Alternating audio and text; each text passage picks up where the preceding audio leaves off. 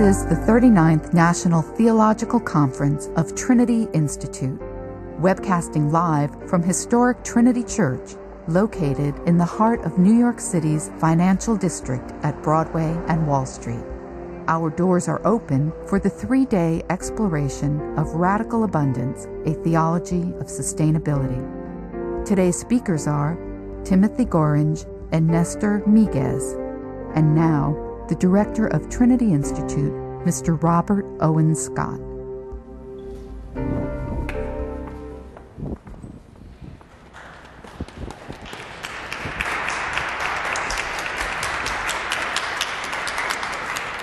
Good morning. Welcome to Radical Abundance, a theology of sustainability.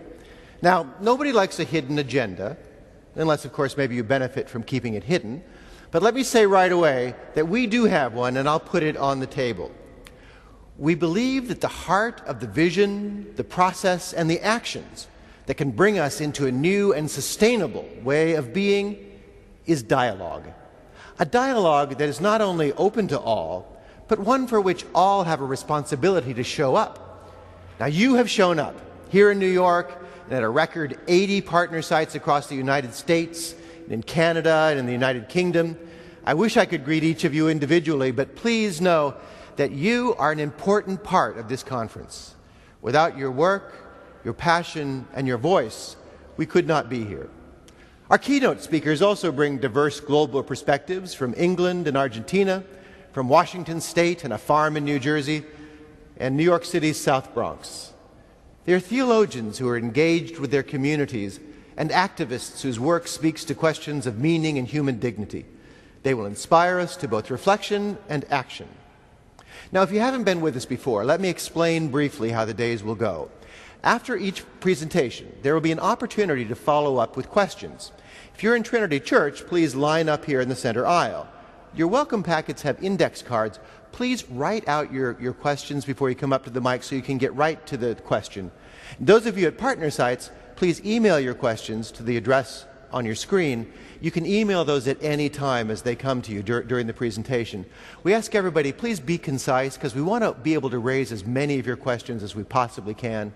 If you've raised a question here from the floor, please let others do so before you come back up. If we all work together, hopefully we'll be able to hear from everybody. After the Q&A, we will go into small groups for theological reflection.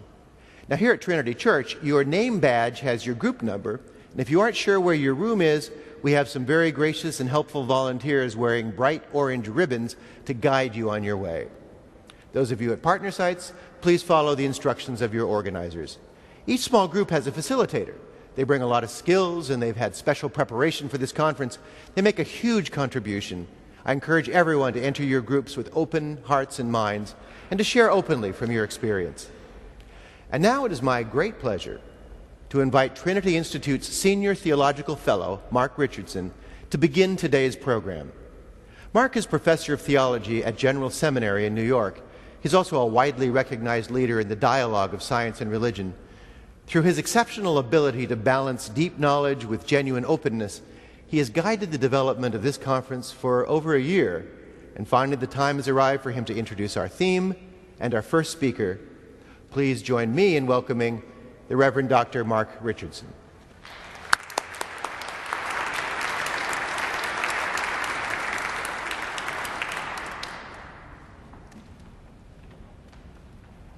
Well, thank you, Bob. Working with you every year toward this Trinity Institute conference continues to be one of the great joys, a great gratifying part of my own professional life, so thank you very much for that. And to those of you assembled here and in other places, other locations, it is humbling and heartwarming to be with you. Good morning. All of us together, this is what this conference is about, as Bob said. Because we are called upon to be leaders in bringing about in our own locations whatever kind of change that is going to occur in our world. And I receive it as a great honor and privilege to stand before you to introduce our speakers who lead us into this work together, people of extraordinary talent and leadership in their own respective fields. This year, as in the past, what we have in store will challenge us It will stir us in our reflection groups and in ways I think we still do not know will change us. And I want to begin by thanking Sister Miriam McGillis for your sermon, your rich words last night that set us on course. Thank you very much for that.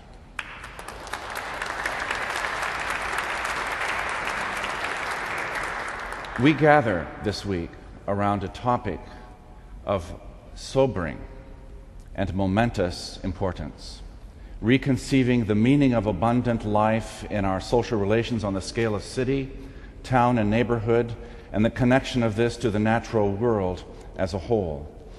And each of our speakers is a truth teller, a courageous person who addresses these present realities and offers a vision for how we're going to move forward.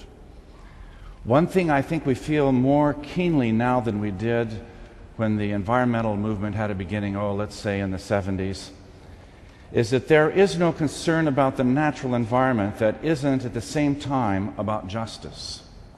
We are learning that the injustice of our overconsumption is a worldwide social tragedy and at the expense of all things, living and non-living, on the earth.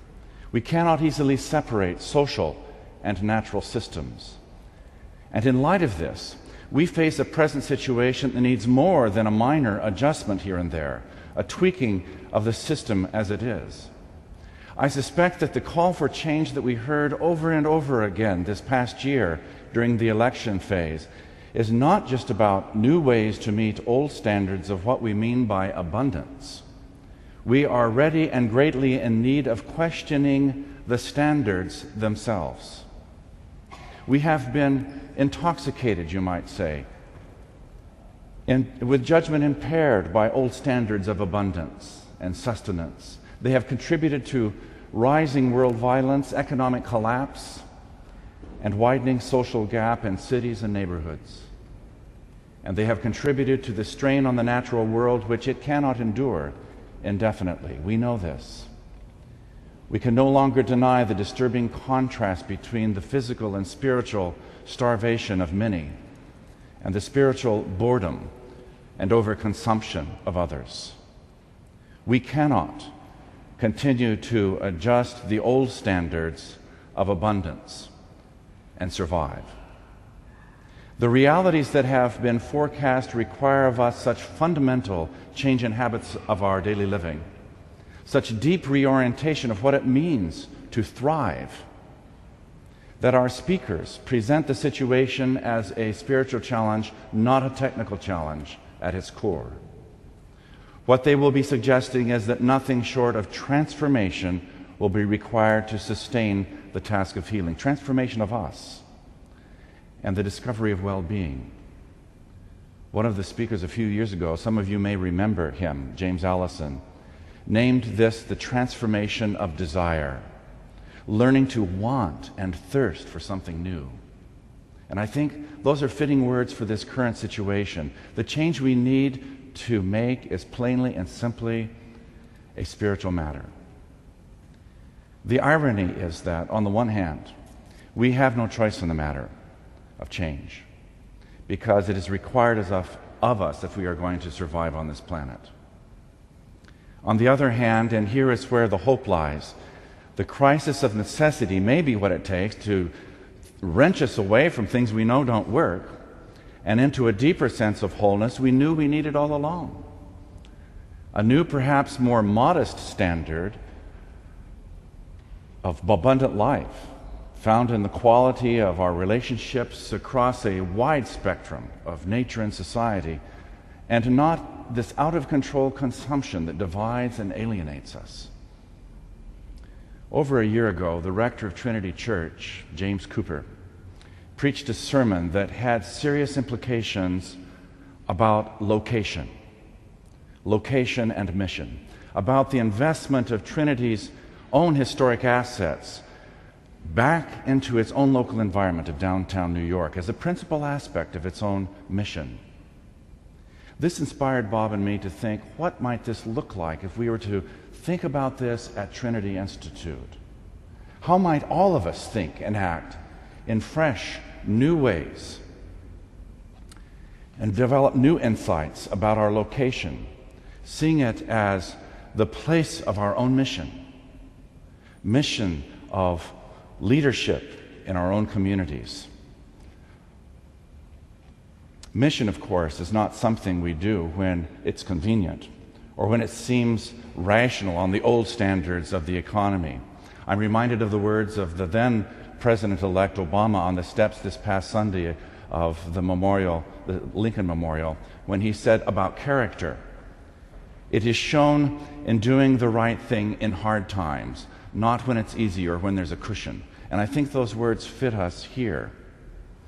That is when vocation and mission shine through, when commitment pushes through past convenience to our mission. So we ask, how does our vision of God form that kind of commitment and inform the way we will rebuild city life and our relation to the natural world? What is the vision of God that lights a fire under us? Isn't it right in front of us in our prayers? I heard it last night. The source of all things, the one who creates out of love, is the one present within creation itself to heal it and bring it to its fulfillment. And if we are taught by this vision that the world is a precious gift, then surely it can inspire the way we enter into and build relations of all kinds in the world and sustain our mission in doing that. As much as any other conference sponsored by Trinity Institute, this topic demands that our faith be pressed beyond private faith to the public good, taking us out of the pews and into a more involved relationship with civic life, rolling up the sleeves and entering the sometimes messy conditions of civic conversation is challenging work because it involves a now vastly diverse context in which all ideas are not shared. But more, it is exhilarating work, part of what it means, this new vitality of mission and location. It's part of what it's all about. We didn't know when this conference idea was in its embryonic stage that we would be facing the conditions of this day. Many of us enter 2009 with the most astonishing combination of shock on the one hand over escalating violence and an unraveling world economy, and hope on the other hand, symbolized in the inaugural dream of our first African American president, who called upon all of us to become repairers and transformers of the world in God's name. Our speakers these next 2 days will join in this message that now is the time for us to step into the future with renewed hearts and a new kind of strength. So we come to this day's first presentation. As Bob and I explored who ought to lead us into this theme, we turned to that faithful Rolodex of informed friends, that network. And the name mentioned enthusiastically and frequently was our next speaker, Professor Timothy Gorringe. And upon reading his book on the theology of built environments, I saw why this name was prominent. He has a most compelling way of tying the vision of God to the building of inspired city life, building of that we do in our architecture, in our transportation and communication systems, the reinvigorating of public spaces, and finally the relation of city life to the local belt of food production. The picture he presents proposes new measures for what abundance can mean. And so now I draw your attention to the screens nearby, to my left, for those in front, for a short biographical presentation of Professor Timothy Gorringe.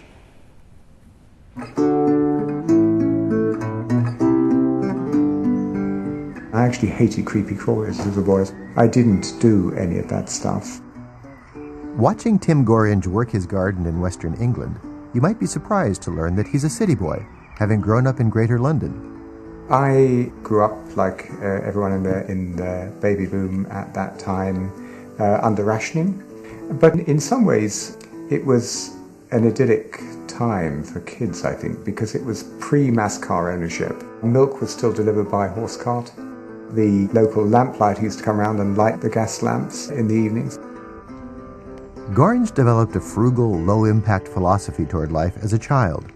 He's now a university professor, as well as an Anglican priest, and he's still preaching against excess. We are a society which takes consumption far too much for granted, which is constructed as a leisure society, which thinks that leisure is the goal of life. Okay, and I think both of these are profoundly problematic. And so the question is, what is there which is actually more satisfying than consumerism on the one hand and this leisure culture on the other? I mean, ultimately these things don't answer the human quest for meaning. His book, A Theology of the Built Environment, reflects his worldview that faith must be accessible, visible, and relevant. All the theology that I do is trying to understand where God is and how we understand God in the everyday world. And most people who write about buildings, who are theologians, write about churches. I wasn't interested in that at all. I wanted to think about houses and shopping areas and the layout of villages and towns and cities and so on. During a visit with Tim Gorringe last spring, I got the chance to see how this professor priest keeps himself grounded in the natural world. In addition to gardening, Gorringe raises sheep. He keeps bees, makes his own wine, and he and his wife eventually hope to turn their property into a cooperative so folks can return to a personal experience of living off the land. We've gone from a situation in the 19th century when farmers were an important constituency to a situation in the past 40 years when they've become an invisible constituency. I mean, simply don't count. Surprise, surprise, food has to be grown. Gorringe believes that the wealthiest people on the planet must live more simply if society is ever going to be equitable and sustainable. Life can still be based on abundance, but we need to expand our vision.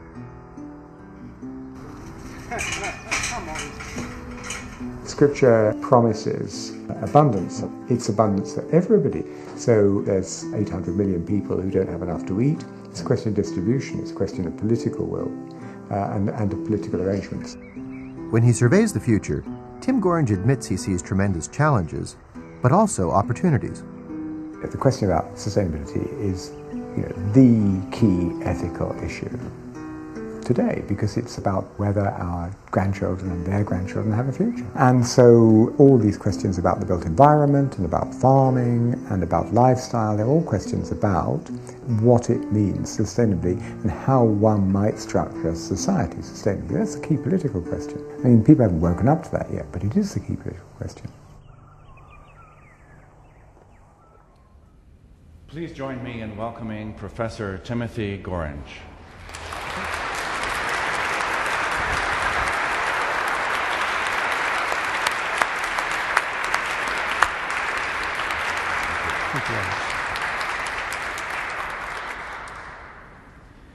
Good morning. And first of all, I have to say a warm word of thanks to Mark and to Bob Scott for giving me the opportunity of talking about cities at the heart of this great city, one of the world's great cities, New York. It's also, of course, a truly auspicious moment to be here in this country. From the moment I arrived, the taxi driver bringing me from the airport asked me, and I've been asked this many times since, what do people in Great Britain think about our new president? And the answer is that we think exactly the same as you do. At Christmas time, my brother-in-law is the High Commissioner to Ghana, and he told me that the diplomatic community in Accra, in Ghana, put on a comic opera just as part of the Christmas festivities, in which Obama featured as Il Messias. I'll leave it to your imagination who the villains in this comic opera were, but you all know their names very well. Okay, so I want to think about cities. and I want to think about sustainability. And just for a moment, to begin, I want to take you away from New York, and also you'll be more grateful for this, away from this chilly January day. And let's imagine that it's May, and that we're walking the 32 miles from Florence to Siena. I do that in a day. I've done it a few times, but just in case some of you might find that a bit too energetic, let's say we take 2 days over it. And we're walking up from the plains to Siena. Siena's built on a hill. And as we approach the city, on the left-hand side, we pass the great Dominican church in which Catherine of Siena is buried. We go through the gates, and in about 10 minutes, we come to the Campo, the famous marketplace which constitutes the heart of the city of Siena. The Campo is being called one of the most successful uses of space in any city. It's formed where the three hills of Siena meet, and it's roughly amphitheatre-shaped. In the 14th century, when it was created, it was large enough for the whole citizen body to meet, whether to hear a sermon. San Bernardino used to preach to the whole city there, or to celebrate a feast together, or, I'm afraid, also to witness an execution. It was a place where food was distributed during famines. No one was allowed to bear arms there. It was a physical expression of the ideal of good government, of the substitution of love for city in place of loyalty to faction. Building regulations ensured harmony without uniformity. The private palaces which bordered the Campo were completed by the public palace, which had the highest tower, thus symbolizing the priority of the common good over any individual fortune.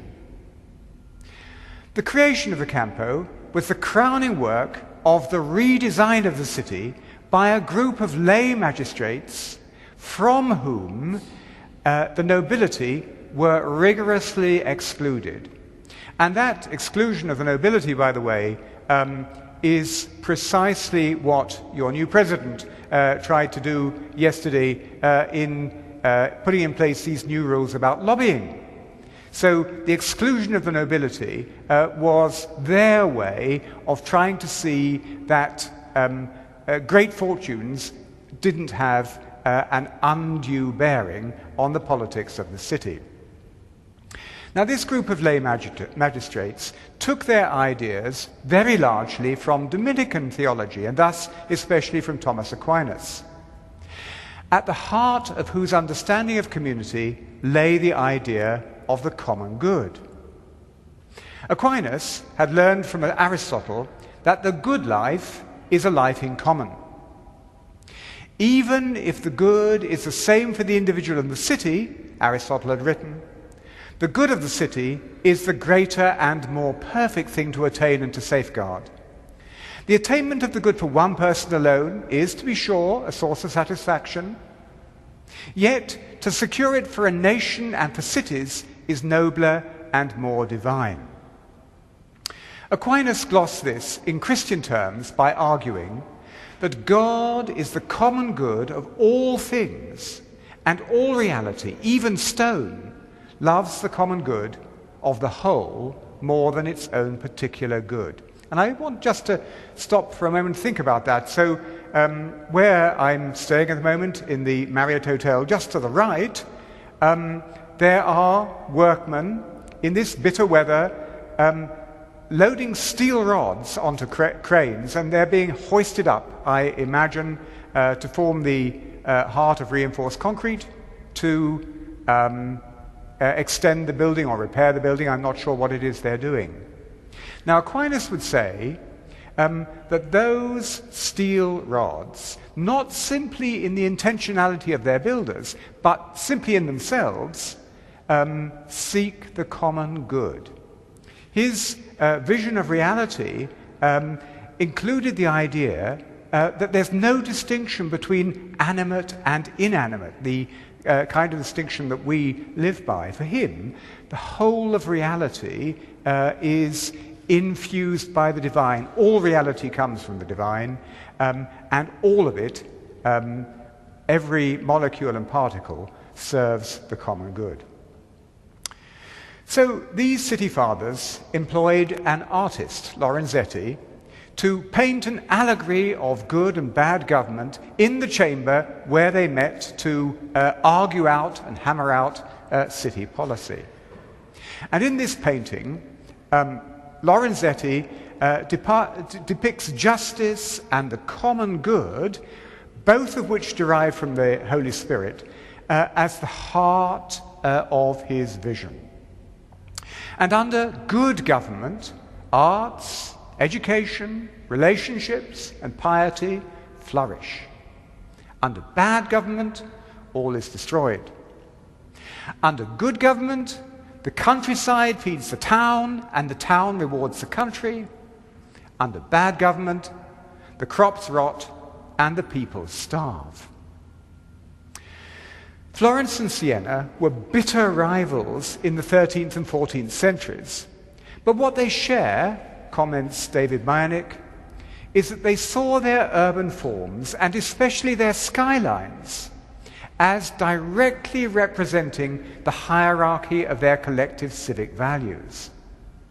And this, he goes on to say, is truly remarkable to us, who have effectively surrendered our cities' skylines to chance and developers for the last 100 years and more, surrendering thereby any opportunity to make them speak in other than economic terms. Cities that speak must be designed, and their forms can speak eloquently, both in plan, walls, streets and squares, and in profiles or skyline. But for that to happen, we have to know what to say. And what our cities have to say is all of our responsibility to decide, or else it will be decided by default. Now, I'm not beginning with Siena because I have any hankering after Christendom or any nostalgic idea of the medieval past, but because what we find there is an urban and rural environment shaped by a Christian imagination. So what I want to think about briefly is what that means, what the Christian imagination actually means. Back in 1974, thinking already of the need to live more in tune with our natural environment, Gary Snyder called for a revolution of consciousness, which would be won by seizing key myths, archetypes, and eschatologies. Our scriptures are just such a set of myths, archetypes, and eschatologies, which can fire our imaginations as we think about the way we live, the cities, towns, and villages we want to build, and the way in which we farm, just as they did for those Sienese magistrates 600 or 700 years ago. In moving from faith to action, building a new world, the mediating terms are imagination, vision, courage, and determination. And we find all these in Siena in spades. Those city fathers are part of the great cloud of witnesses mentioned in Hebrews 11. And they challenge us to an equal vision, courage, and determination. We have to ask how we do the same in our idiom, in the context of a much more plural society and in quite different social and economic conditions. The Christian imagination is grounded in our scriptures, both the Hebrew Bible and what's usually called the New Testament, but which I prefer to call the Messianic writings, those writings which witness to Jesus Messiah.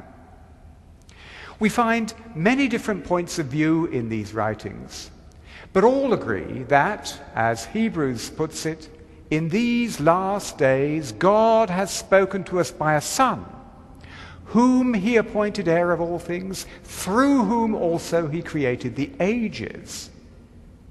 Now, the struggle to understand that fact led to the emergence of what we know as the doctrine of the Trinity, which is for Christians the grammar of God's engagement with all that is not God.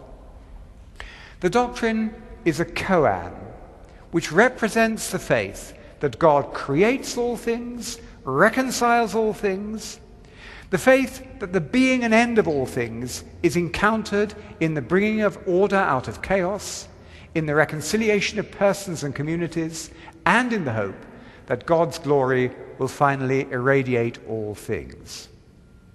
Because that's the case, it follows that everything we do as Christians, including our politics and our fashioning of the world, should be shaped by that hope. Church is the community which lives out of this vision and this hope. It's true that worship and praise of the triune God, what we did last night in the Eucharist, is that which is most distinctive about this community. But this doesn't make it primarily a community of piety. The word ecclesia, used in the Greek New Testament, translates kahal, the meeting of the tribes of Yahweh, the tribes of Israel, to debate policy and action. Ecclesia itself was originally a political term, the meeting of the free citizens of Athens to do the same. The church worships God, but it does so as part of that people which left Egypt on the journey from bondage to freedom. It's still on that journey. Its primary task is to witness to the God of hope, to live from the visioning of Scripture in regard to every task that confronts us. For the founts of our faith, Scripture, know no division between sacred and secular, no separation of powers. In their insistence that God called for justice and mercy, the prophets of Israel had what today we would call a holistic vision of reality. And they saw human behavior as bound up with the flourishing or failing of the natural world. Because there is no knowledge of God, says Hosea, therefore the land mourns and all who live in it languish, even the fish of the sea are perishing. Today, in many places of the world, including the Gulf of Mexico, this is a bitter truth.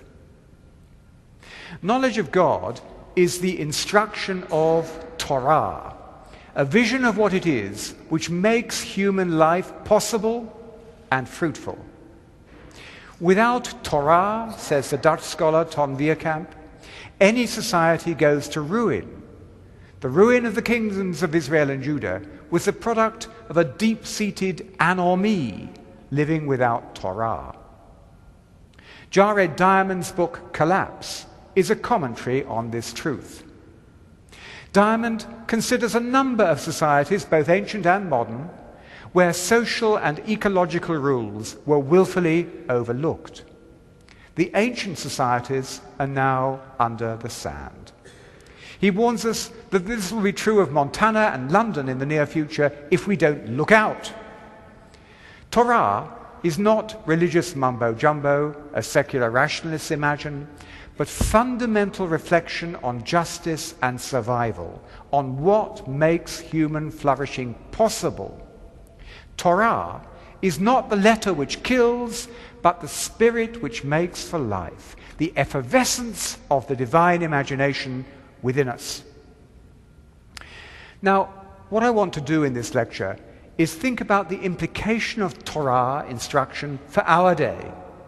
Or, to put it in the terms the Church articulated, to think what it means to live within the pattern of life indicated by the Divine Trinity, in respect of the world we fashion, the built environment. And I'm trying to answer three questions which Mark asked if I would try and address. The first is this: how we will build a relationship with the earth and with one another wisely, justly, and in ways which are sustainable and in balance with the web of life on the planet. Second, to understand the interdependence of urban and rural. And third, to ask how our cities, in their infrastructures, residential spaces, architecture, and overall economy of life, need to change in order to meet this goal. In each case, I shall take my cue from Scripture, and I begin with a text from Leviticus 25:3. 6 years you shall sow your field, but in the 7th year there shall be a Sabbath of complete rest for the land. Now, I read this as a command not to over-exploit our resources to death. In a Sand County Almanac, Aldo Leopold traces the problems of his county back to overwheating. Whole cultures, such as and Sumer, disappeared for the same reason. Overwheating is a metaphor for an irresponsible society which lives beyond its means. By contrast, the Sabbath command is about learning practices of respect, what today we call living sustainably or building resilience. What does it mean? We all know that we're exceeding the Earth's carrying capacity, living in biodeficit. For everyone to live like a Londoner, we need 3 planets. Like a citizen of Los Angeles, 5 planets. Like a citizen of Dubai, 10 planets. We have unsustainable buildings, like the Sears Tower in Chicago, which, beautiful though it is, uses more energy in 24 hours than an average American city of 150,000 people, or an Indian city of more than 1 million people. We have a situation where this city, New York, uses as much electrical energy as the whole continent of Africa. We know that the richest cities contribute most to worldwide environmental degradation because of their dependency on an unsustainable level of resource use. We know that the most fundamental resources, water and food, are limited. Our generation and the next 2 also face a unique set of problems. First, the world we've constructed and which has given us so much is dependent on cheap energy, more specifically oil. And a growing body of independent oil experts and geologists have calculated that oil production either has peaked or is about to peak. They argue that technological advances in oil extraction and prospecting will have only a minor effect on depletion rates.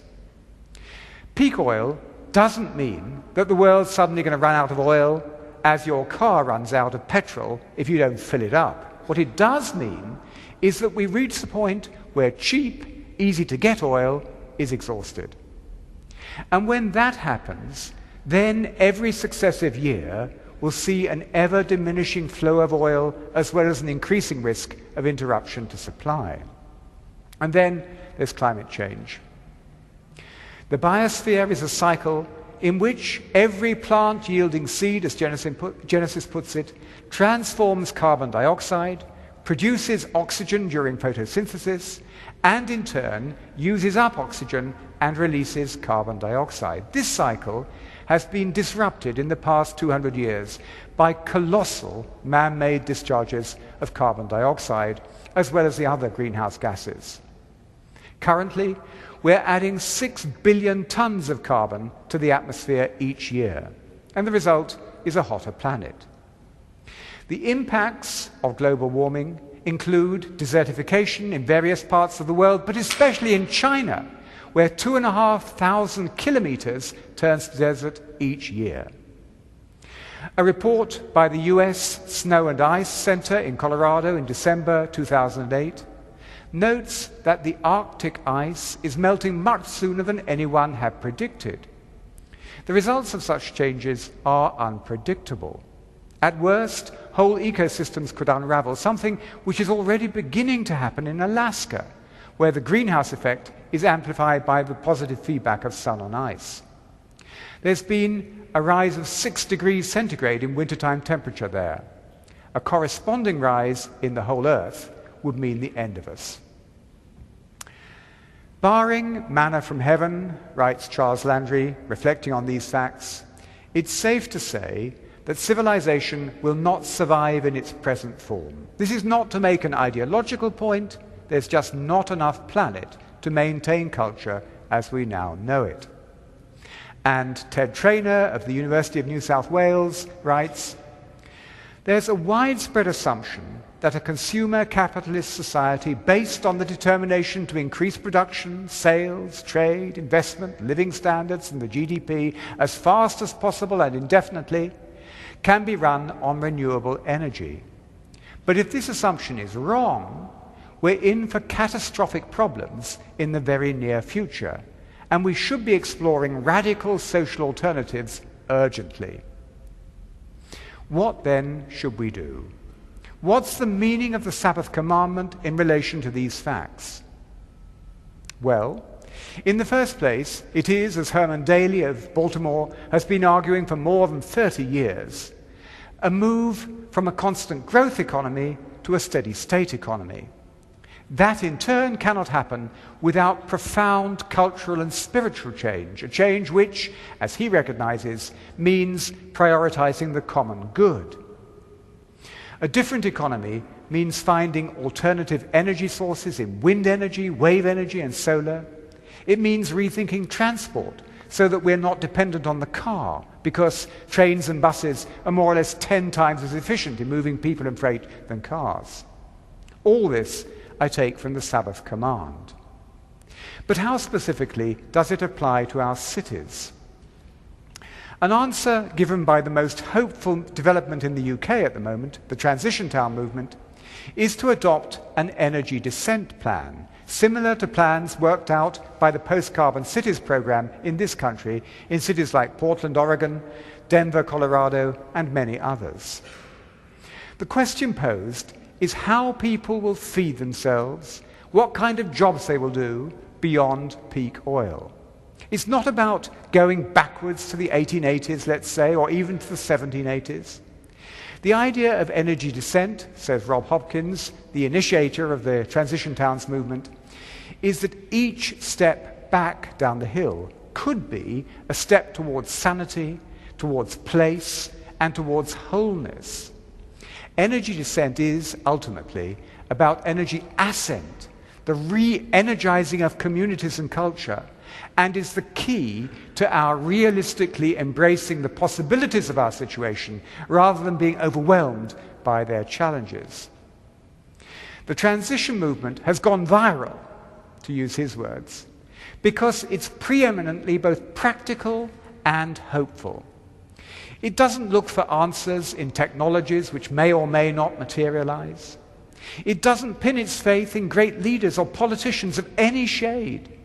It pins its faith on ordinary people, you and I. And if I may say so, we in Britain, and like people all over the world, are thrilled by your new president. But our solidarity is with, and our hope is in, ordinary Americans. Here, if I'm right, the Transition Town movement differs from the Post-Carbon Cities program, which targets local authorities, or the Clinton Climate Initiative, a group made up of the world's 40 largest cities. It differs, too, from some forms of bioregionalism in that, although it shares many of its practical goals and has common roots in permaculture, it doesn't insist in the same way on earth-based spiritualities. Its primary appeal is to common sense, which, Karl Barth always used to say, was the favorite gift of the Holy Spirit. The transition movement is not a Christian initiative, and I have no desire to colonize it.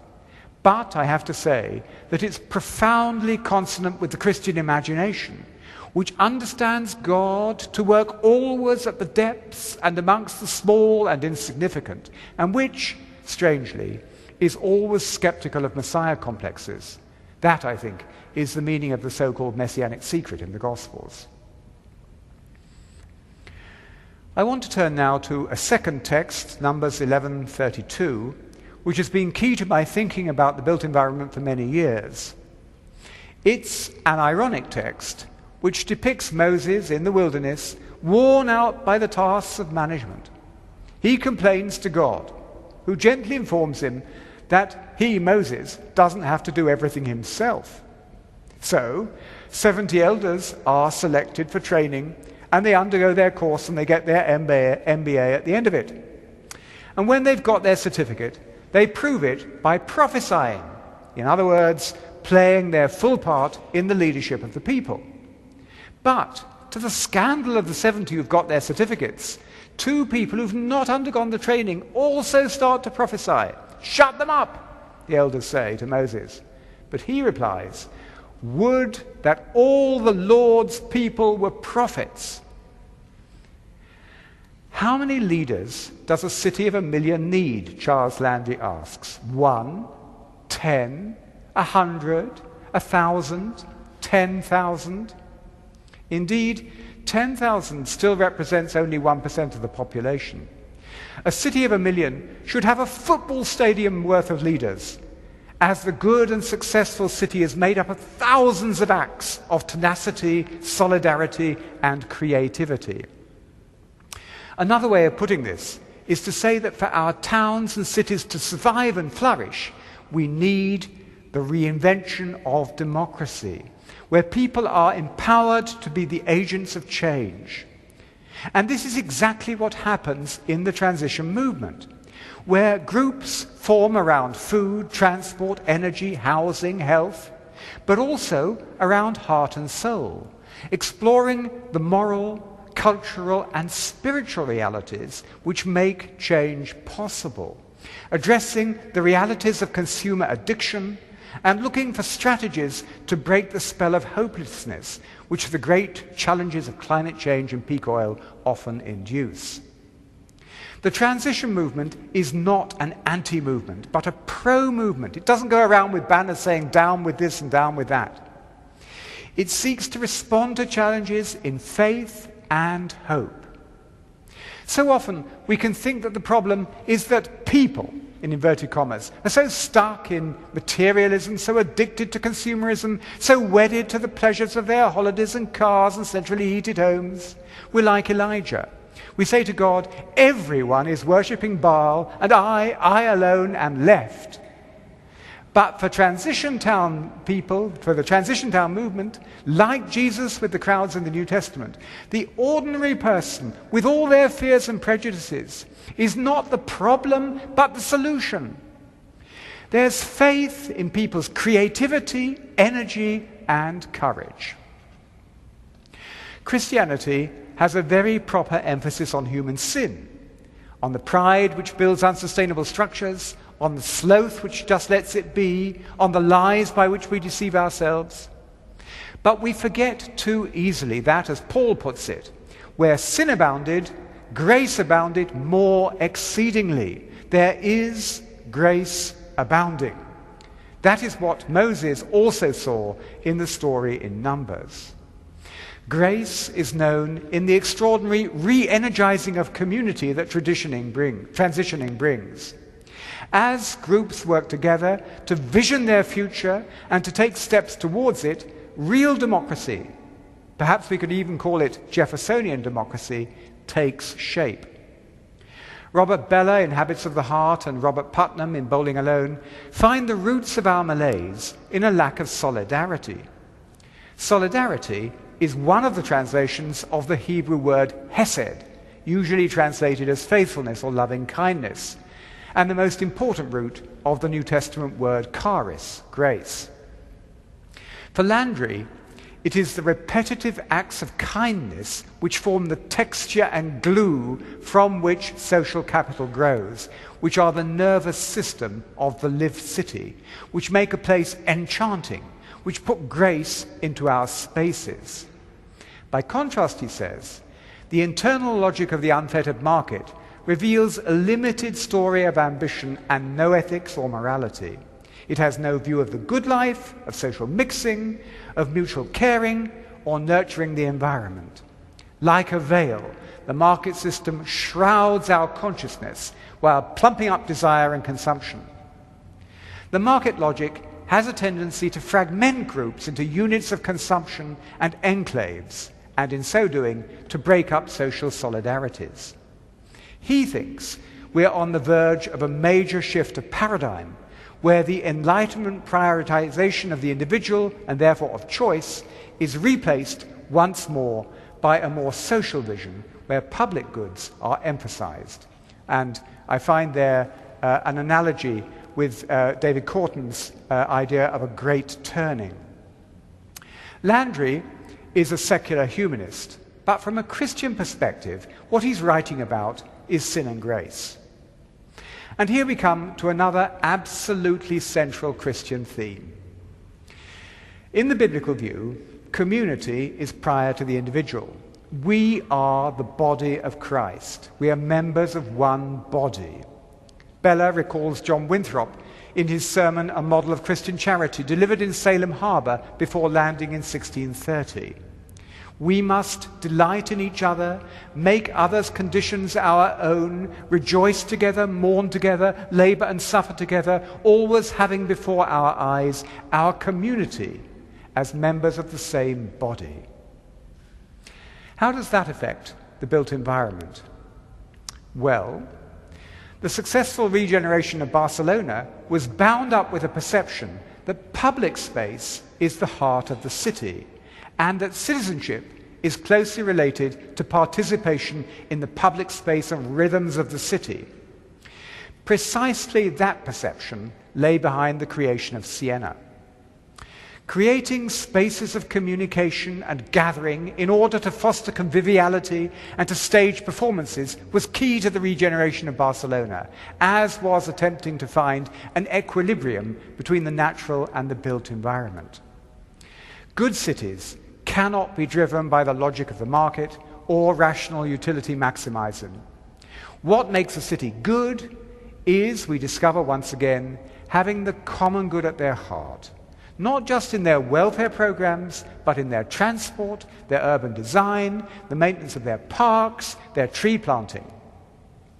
Rob Hopkins, the transition town initiator, is passionate about productive trees. Totnes, the first transition town in Britain, has been planted out with fruit and nut trees, which are both beautiful but also a source of food in 10 or 20 years' time.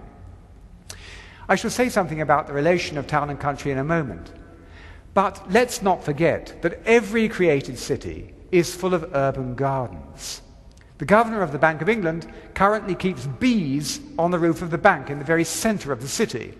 Mind you, when I read about what's happening to the Bank of England and to the British economy right now, maybe I shouldn't take that illustration. But anyway. Until recently, urban nurseries, vegetable plots, allotments were part of the vital economy of city living, and they need to become so once again. So community is at the heart of a successful city. But community is not homogeneity. All who believed were of one heart and soul, we read in Acts 4:32. But we immediately go on then to Ananias and Sapphira, and then to the conflict over Stephen, and then to the conflict over circumcision, which needed the first church council to sort it out. A healthy community is not frightened of difference of opinion, but is open to debate and contest, and indeed thrives on it. The contest is about what options are or are not compatible with a vibrant city life, and indeed with planetary life. Church has always been about this sort of contest. A friend and mentor of mine, who held a parish meeting to discuss all matters of human concern every Wednesday in his congregation, was once approached by someone who said of his church, "Is this the place where you have arguments?" Well, yes it is, but not arguments for the sake of it, not a talking shop, but, as Karl Barth said of Romans, arguments about the very marrow of human civilization. Such arguments have to inform our urban design if we are once again to have beautiful cities. For, strange to say, meaning is key to beauty. The idea that form alone is sufficient is a 19th century myth. So second, I now turn to the next issue, which is the relation of town and country. And I turn to Genesis 2:15. God put human beings in the garden to till and keep it. The word garden here is, of course, a metaphor for the whole earth. But the vision of the earth is as a garden. We shouldn't take from this some back-to-nature ethic, but at the same time we need to recognize that farming remains the foundation of all human culture. Human beings weren't put into the garden, were put into the garden to till and to keep it. The verb translated till here is the verb abad, one of the most important words in the Hebrew Bible. It means to work or to serve. It's not only human beings who do this, but God as well. I have not made you serve, says God in Isaiah, but you have made me serve with your sins. The noun from it is ebed, servant, fundamental for the theology of 2nd Isaiah, and taken up by Jesus in Mark. The Son of Man came not to be served, but to serve. Serving in Scripture is fundamental, and farming, serving the earth, serving the whole human community is likewise fundamental as an account of what it means to be human. The verb to keep, shamar, is likewise fundamental. It's the word invariably used for keeping God's commandments. It's the root of the word Cain uses in reply to the divine question, am I my brother's keeper? To keep, in this sense, likewise goes to the very heart of human identity. To be truly human is to keep my neighbor. It is to keep the commandments, and thus to keep the gift, God's earth. Keeping the earth, in fact, is the practical application of keeping the commandments. Since the Neolithic Revolution, most humans who've ever lived have been engaged in growing food, and this was true beyond the middle of the 20th century. Only in the past 50 years has the balance tipped towards urbanization and industrialization. Still, worldwide, 2.5 billion people work in agriculture, so it's still the world's largest single source of work, and, in biblical perspective, the paradigm of all human work.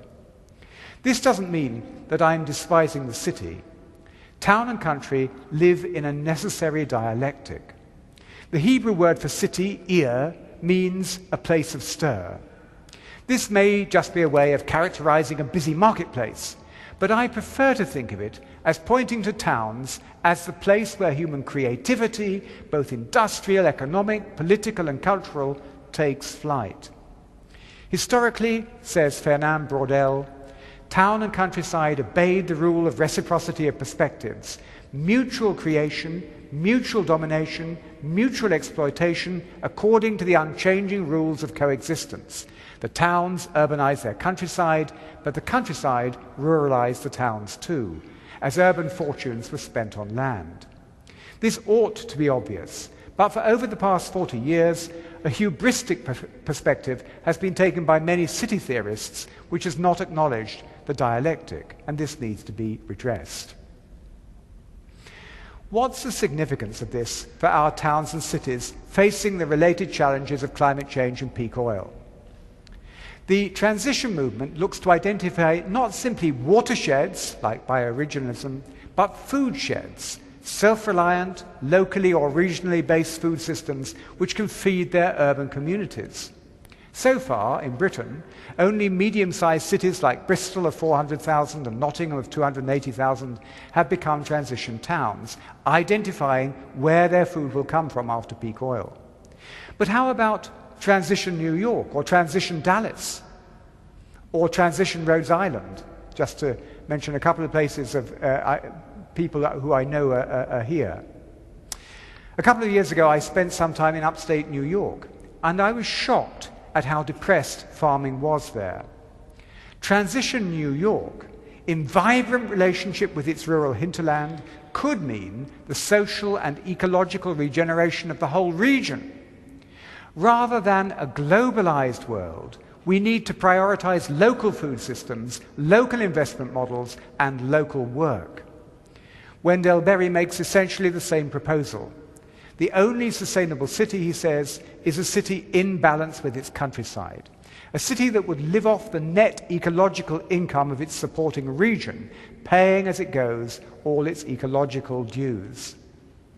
That, of course, at once brings us into conflict with the present model, because World Trade Organization rules precisely prevent you from doing that. So, as Daly insists, a different kind of economy is called for. In Leviticus, at the end of the instruction for the Jubilee year, we find a prohibition of idolatry. The rejection of other gods, says Tom Bierkamp, is not an expression of religious intolerance, but of the practical irreconcilability of conditions in a society that tries to follow the orders of the Sabbath and redemption in the context of the property accumulation typical of the ancient Near East. The same irreconcilability exists today between the ruling discourse, which wants constant growth, and the discourse which understands justice as intergenerational. Jesus reframes the economic teaching of the Hebrew Bible, alluding to the choice between two ways in Deuteronomy, in terms of the choice between God and mammon. This means a choice between a society based on never-ending profit-making and a society based on equal sharing, so that nobody needs to be anxious about their life. No one can serve two masters. You cannot serve God and mammon. Like the authors of Deuteronomy and of Leviticus, he anticipates an economy of sharing. His whole way of life is opposed to the laws of the market. That is the meaning of the story of the sharing of bread and fishes in Mark 6. Sharing means freedom based on equality. This is lived out in the early community, where Luke tells us that there wasn't a needy person among them, thus fulfilling Deuteronomy 15. Ulrich Duckrow comments beautifully, "In this way, Jesus came alive among them, not by virtue of their using their property as their own to maximize personal profit and accumulate property, but by the community living together in such a way that there was no hardship among them. Jesus' resurrection means, economically speaking, life in community without need." Let me say that again. Jesus' resurrection means, economically speaking, life in community without need. Something like this alternative is what justice means in the sphere of the economy, an alternative imagination which calls into being an alternative society. Just so did Paul imagine ecclesia as the seedbed of a new humanity, a society where the justice of Torah was taken seriously and worked out. For him, it was a question of a world made new through reconciled relationships. What this means, of course, is that to let justice roll down as waters, we need to take ecclesia seriously, and to let the understanding of community and of what is absolute learned there infect our economic and indeed all our other understanding. So I come now to my final question. How do our cities, in their infrastructures, residential spaces, architectures, and overall economy of life, need to change in order to meet the goals of resilience? And in this respect, I turn to another text from Leviticus 23:39. "On the first day of the 50th day of the 7th month, you shall take the fruit of majestic trees, branches of palm trees, boughs of leafy trees, and willows of the brook, and you shall rejoice before the Lord your God." Beautiful text. And I gloss this verse with the word of William Morris, who said, "Have nothing in your houses but what is beautiful and useful." Note that Morris doesn't prescribe what is beautiful or useful. You can decide that. But the beautiful is not an add-on to justice. It's part and parcel of it. The divine Trinity, the Christian tradition teaches us, is the source of all beauty. God is beautiful. God creates beauty, and God calls us to beauty. Earlier cultures knew this. The sense of beauty used to be so strong that pre-industrial people couldn't make a spoon, a cart, a boat, even a house look ugly. To do so would have been a crime against themselves, says Christopher Day. The beauty of ordinary things, he recognizes, came from the lived experience of grace. Everything, From reaping the corn to blessing the meal or carving a chair was an action giving thanks for God's creation, an artistically satisfying activity. All they made and did was essentially functional. There was no time, energy, or space to make anything without a practical purpose. Beauty and utility were inseparable. Today, we find the reverse. Beauty and utility are widely regarded as separate streams. We all need utility, but beauty is considered to be an indulgence, peripheral to our main concern in life. Now that, I believe, is a mistake. Human life cannot flourish, cannot embody shalom without beauty. Whether your home is a trailer or an antebellum house, a log cabin or Monticello, beauty and simplicity will be a mark of your living according to Torah, in obedience to the God who calls order out of chaos. Similarly, the prohibition against sowing a field with two kinds of seeds or wearing a garment of two kinds of cloth in Leviticus 19:19 is about a particular kind of integrity. So, Christopher Day argues, that polyurethane-coated wood feels hard, smooth, and cold and doesn't breathe. It looks like wood, but it's a lie and is bad food for the human spirit. If you want to bring children up to be honest, it's not going to help if their environment is full of lies. Harmony or integrity in our surroundings, Day argues, is no mere luxury. Our surroundings are the framework which subtly confine, organize, and color our daily lives. Harmonious surroundings provide support for outer social and inner personal harmony. What applies to our homes applies equally to our cities. Cities, says Charles Landry, need to be emotionally and psychologically sustaining. And issues like quality and design of the built environment, the quality of connections between people, and the organizational capacity of urban stakeholders become crucial, as do issues of spatial segregation in cities and poverty. The net effect of beautiful, well-designed, high-quality physical environments is that they feel restorative. More care is taken of them, feelings of stress and fear of crime is reduced, and social mixing increases. So does hope, motivation, and confidence in the future, and thus well-being. By contrast, ugly environments increase crime and fear of crime and lead to stress, vandalism, untidiness, feelings of depression, isolation, loneliness, worthlessness, a lack of aspiration, and a drained will. The consequence is a self-reinforcing negative cycle, the likelihood of less employment, reduced social capital, and less social bonding. What is crucial to relearn is the lesson of Siena, that the design of such places is not up to the experts we call planners or architects, but that our planners and architects are servants of the common good.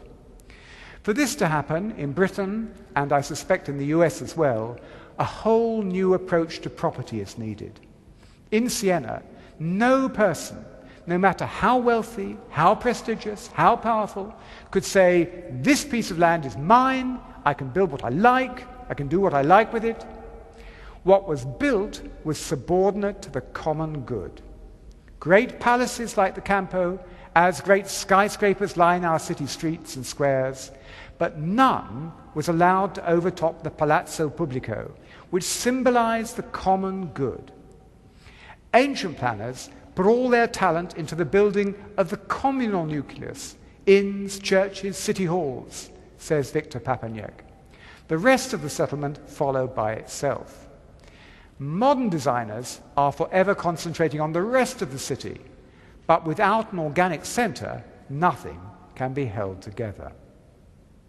The decision as to what constitutes the common good is the stuff of democracy. We argue about it passionately. We contest the shape of the future. In that argument, we bring our convictions, our faith and hope to the table. Then, as now, there are many accounts of faith and hope, because then, as now, there were gods many and lords many. As Christians, we bring imaginations fired by our stories, our scriptures, our understanding of the triune God, calling for a more just, egalitarian, and more beautiful world, fashioned in the divine image as we ourselves are. As Joel prophesied, we dream dreams and have visions. We dream of a world which is not enslaved to consumerism, of a world where the image of God is respected in the economy, of a world where common meanings are written into our townscapes and homes, of a world where the production of food is taken away from the corporations and restored to the community, of a world where the boredom of mass production is unknown, of a world where the giftedness of all reality is respected, and where we humans don't pretend that we are masters and possessors of nature, but live in harmony with it. These dreams are the substance of our ethics. They're not empty dreams, but, like the dream of Martin Luther King, they can be realized, become flesh in our cities and communities. These dreams are our roadmap into the future. They are what we bring to the table in our conversation with our fellow citizens as to the direction in which we should all be moving. They are our contribution to the creative future God intends for God's world. Ladies and gentlemen, brothers and sisters, thank you very much for your attention.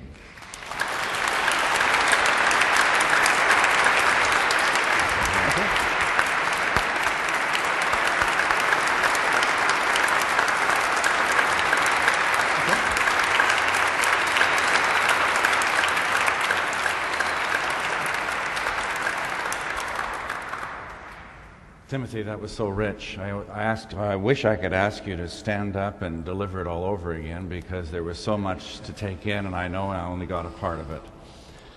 I also felt myself wanting to look on the back of my jacket to see how many synthetics were involved in the making of my suit, but I don't know what to do about it right now. I think one of the themes that came through so powerfully is this notion of common good from beginning to end. And then I love the way you drew beauty in as you talked about the city and the kind of work we need to do. The notion of the common good, even of beauty, seemed to become more complicated as life inhabiting our urban centers becomes more pluralistic. And so how would atheists, Muslim, Jews, and Christians, and people of different cultures with different stories ever agree on what we mean by the common good, or what we mean by beauty? I just want to start off with that. So that's the question, I think, about what democracy means and how democracy works. And I always go back to the play which Gotthold Ephraim Lessing wrote, Nathan der Weise, Nathan the Wise. And Lessing, writing in the 1780s, in a world which was already becoming plural, tells this story about a father who has 3 sons, and the father has a ring which is guaranteed to make you beloved by both God and by human beings. And he has 3 sons and he loves them all equally. To whom is he going to give the ring? So he has 2 perfect copies made. And on his deathbed, he gives each of the son a ring. And they say, but father, which is the true ring?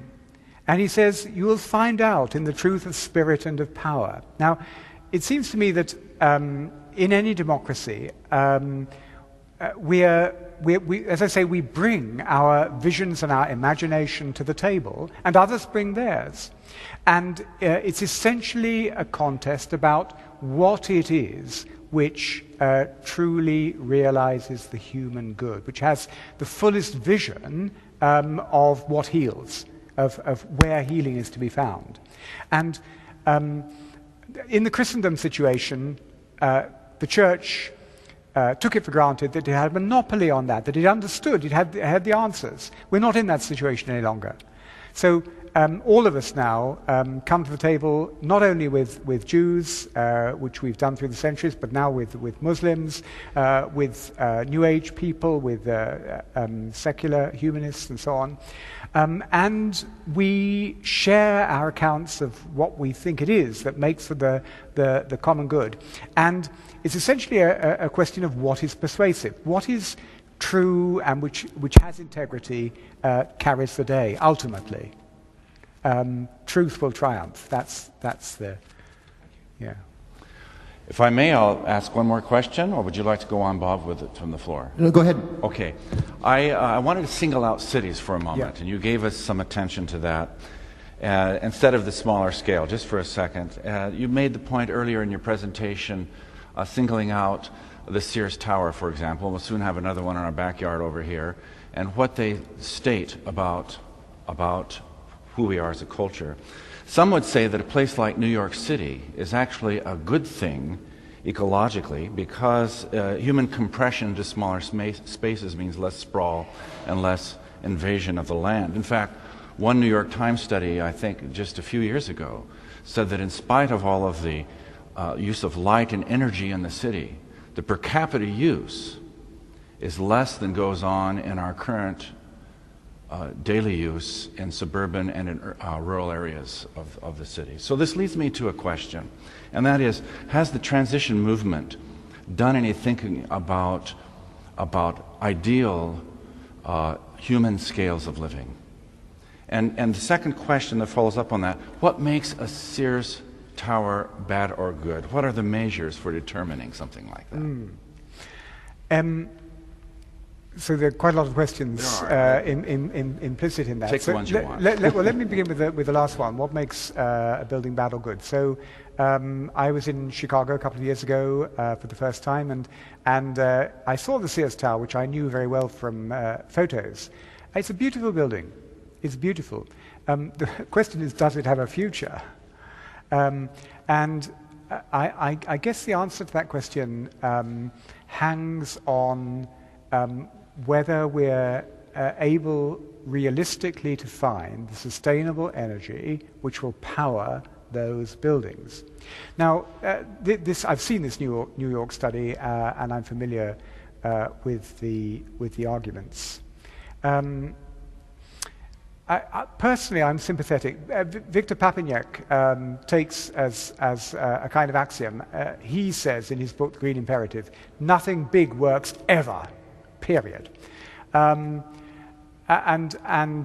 I'm sympathetic to that. In Britain, we only have one truly great city, one megacity, which is London, and it has exercised a really negative effect on the whole of the rest of the country, in the sense that it tends to drain resources from the rest of the country and focus them all on London, which has pushed the housing prices in London sky high, so nobody can afford to live there, which then has a knock-on effect to house prices all over the rest of the country, and so on and so forth. And this was seen already by William Blake and by his contemporary William Cobbett, who used to call London the Great Wen, so a kind of great carbuncle in the body politic.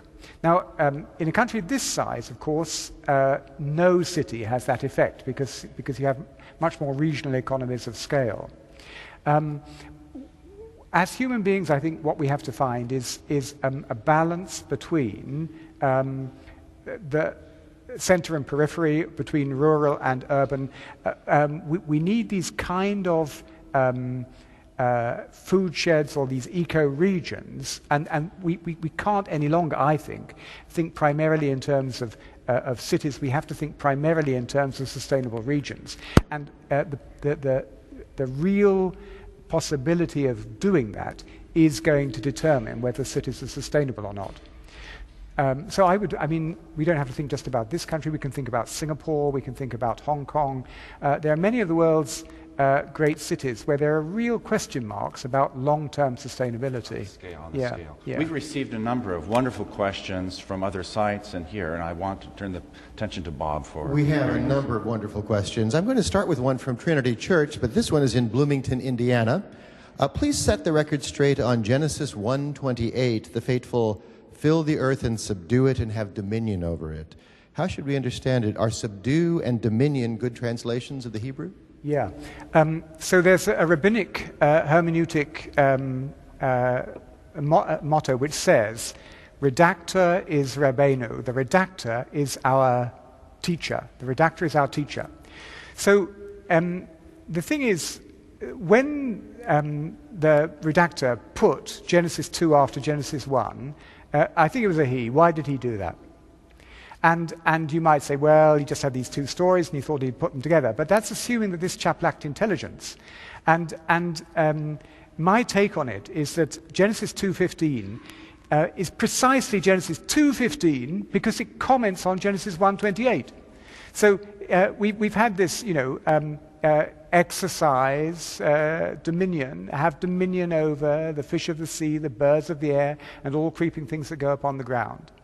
But then, says the redactor, let's actually gloss that. How do we understand it? Well, you understand it because having dominion means acting as the one who serves and keeps creation. So 2:15 is precisely a commentary on the question about what dominion is. Thank you. You mentioned, does the Sears Tower have a future? Trinity College in Toronto, Canada asks, how do we apply the principle of justice to non-renewable energy use so we include future peoples in the priority of the common good? Yeah. So at the moment, we're still going on pretending that the way in which we live or have lived for the past 50, 60 years can go on forever.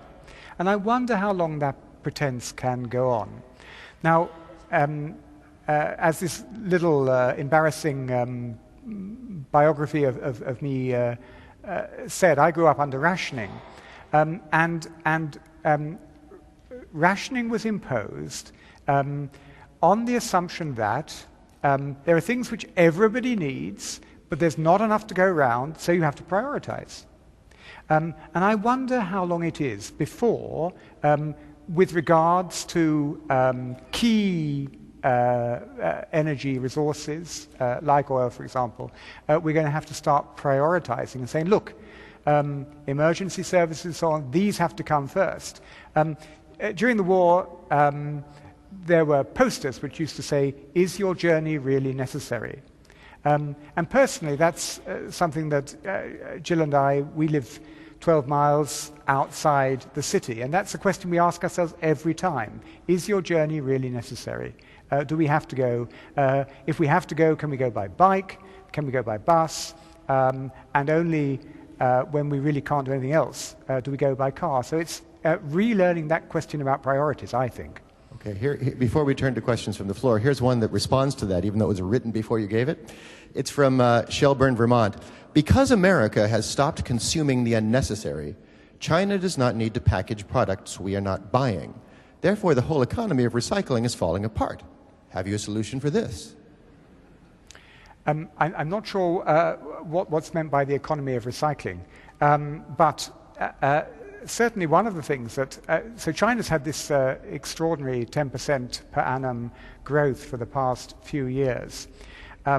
And to me, that looks like, it looks as if I'm not answering the question, but I'll say this thing first. To me, it looks like a kind of living illustration of the Midas parable. So the thing about Midas was, the story of King Midas is really about prioritizing the growth of money over the ability to feed yourself and sustain yourself. And if you do that, you die, says the parable. And it seems to me this is just what China's doing. Now, China's achieved this 10% growth by manufacturing junk, actually. I mean, so it manufactures stuff which isn't junk. But an awful lot of what they produce is stuff that isn't necessary to God, human beings, or beasts. Is that an economy? Can we call that an economy? So at the heart of any vision of what is really economy is the production of what is good, useful, and beautiful. Now, if we produced less junk, there would be less cause for recycling, wouldn't there? I don't know. But my fundamental response to the question is that we need to rethink what is meant by the word economy, economics, and reorient our understanding of economics according to that rethinking. Thank you. We have a question here from the floor. Would you come forward and please say your name and where you're from and your question? Sure. My name is Steve McCalls, and I came down from Boston for this. And I would like to thank Trinity and you, Sir Timothy, for coming over to join us. I would like to hear a little more good news. And I think that we should all be aware that right here in Manhattan, some great news is being put forth by the General Theological Seminary, the flagship seminary of the Episcopal Church, in its efforts to cut its carbon footprint and going with geothermal heating systems. It is showing the way, and I think that it's a model that the entire community of faith and the city of New York should applaud and follow. Thank you. Amen. Amen. Okay, thank you. From Christ Church in St. Michael's, Maryland, rugged individualism is a premise on which America has been built. How do we build community when the idea of the individual is more important than the community? Yeah, well, it's not for me to comment on American culture. And individualism, I think I'm right in saying, is a term which was invented by de Tocqueville in his commentary on America as he visited it and understood it at the beginning of the 19th century.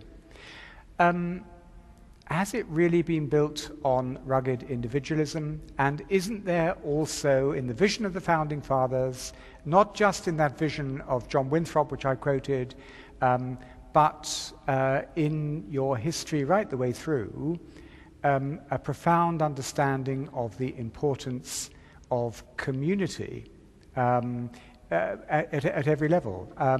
Now, I mean, so I can't speak with authority on that, but I'm putting the question to those of you who know your American history.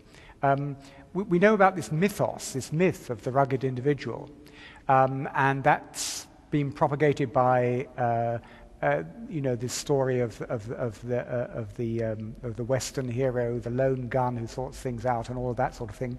But isn't there another narrative in American history right from the beginning which equally prioritizes community? I simply put that question back. Thank you for that question. Time for one more question. Okay, we have a question here from the floor. Yes. You mentioned transitional towns, Bristol and Nottingham. Could you explain more about that? Is that something officially worked out? Is that it just happened organically? Okay. Yeah, so your previous questioner wanted more things about hope, and I spoke about the Transition Town Initiative, because for me it's the most hopeful thing going on in Britain, and I learned from Sister Miriam yesterday that it's already here in the United States. So I know about Transition Bristol, so I'll tell you about it. What happens with the transition movement is that one or two or three local people get inspired by the idea, and they put up a notice saying there will be a meeting on such and such a day to have a look at the video, The End of Suburbia, and to discuss the implications of that for our community. It's always started like that. And whoever turns up then becomes the nucleus of this group. And they did this in Bristol, and it absolutely took fire. So Bristol, like most cities, is made up of lots of small villages. After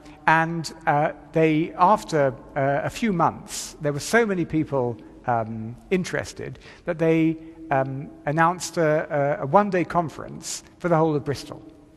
600 people turned up.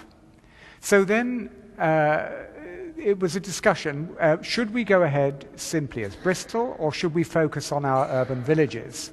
And they've chosen to focus on their urban villages. But what happens in the transition movement is that you then go to the city council and say, look, this is our understanding of where we are. This is our understanding of what has to happen. What do you think? The city council in Bristol has said, this makes sense to us. We're going to stretch in order to include two more questions and answer them briefly. And Bob, if you wanted, beyond the two, to at least read questions that we can't answer at the time, that would be possible too. Sure. Here's one from Christ Episcopal Church in Springfield, Missouri. How do we galvanize the people, soldiers, laymen, police, politicians, to the urgency of the crisis that we now face to come together and make them move to action? I guess this kind of galvanizing happens maybe in three ways. So there's the galvanizing which happened in the early days of World War II, when, for example, the economy of this country was turned round overnight towards the production of things which were necessary for the war effort. So that's the kind of galvanizing which comes out of recognition of emergency, of dire threat, and the need to recognize dire threat. So, I mean, I guess that's one of the things that we will be facing. Secondly, there's a kind of galvanizing which we're seeing around the inauguration of President Obama. So this guy, because he's self-evidently modest, decent, intelligent, gives people hope. And so it is possible for societies to be turned round from a kind of negative spiral to a more positive movement by particular movements, perhaps even by individuals. And then the third way in which it happens, and this is the thing about the Transition Town movement, is simply the ordinary business of conversation, discussion, and argument. And we find in the transition movement that when you put things about climate change and peak oil, of course there are deniers. Of course there are people who say it makes no difference and so on. But an extraordinary number of people do take the point, do know deep down that changes are required, and it does seem at the moment to be leading to a kind of mass movement which wants to reshape the way in which we do things. From St. Philip's in Durham, North Carolina, how should advocates of the transition movement or energy dissent movement respond to residents of developing countries who desire the high standard of living that developed countries have enjoyed for decades? Well, as you know, I mean, there's a whole contraction and convergence model for our use of carbon. So it's clear that those of us who have much more than we need have to learn to do with less, and the living standards of those who don't have enough need to come up. So there has to be that kind of contraction and convergence. But there's also a question about the nature of the human good, and whether the nature of the human good really consists in the enjoyment of flat-screen TVs, more videos than you could possibly take in a lifetime, and so on and so forth. So there are real questions for the whole human community about the nature of the human good into which we have to enter. Timothy, thank you so much. Okay. We've run out of time. Yeah. Thank you for the gift of your presentation. Thanks. Which is